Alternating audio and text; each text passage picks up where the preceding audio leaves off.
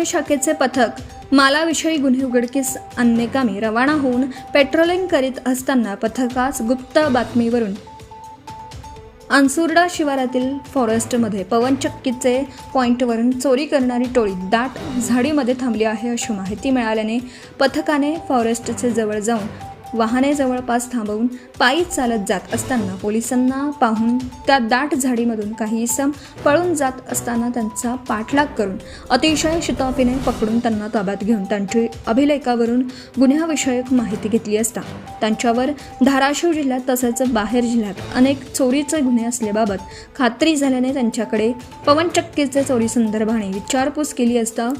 त्यातील नंदू रामा शिंदे राहणार खामकरवाडी यांनी खामकरवाडी येथील त्याचे नवीन बांधकाम असलेल्या ठिकाणी पवनचक्कीचे साहित्य कॉपर केबल रॉड तार असं साहित्य असल्याबाबत सांगितलं। त्यावरून पथकाने लागलीच खामकरवाडी येथे जाऊन नमूद पवनचक्कीचे साहित्य copper cable wire copper rod तार असं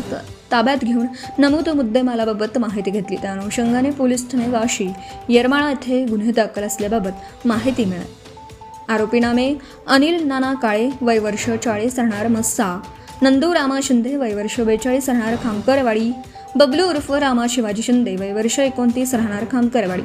श्याम उर्फ बाबा शंकर शिंदे वय वर्ष 28 राहणार खामकरवाडी यांच्या ताब्यातून पवनचक्कीचं साहित्य copper cable wire copper rod तार व गुन्ह्यात वापरलेली बोलेरो जीप असा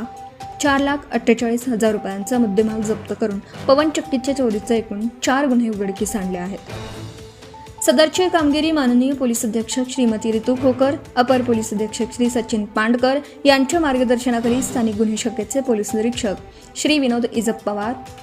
सहाय्यक पोलीस निरीक्षक श्री सचिन खटके, पोलीस हवालदार विनोद जानराव, नितीन जाधवर, दयानंद गादेकर, पोलीस नाईक बबन जाधवर, पुष्कर मुंगळे, महबूब अरब, प्रकाश बोईनवाड, रोहित दंडनाईक यांच्या पथकाने केली आहे।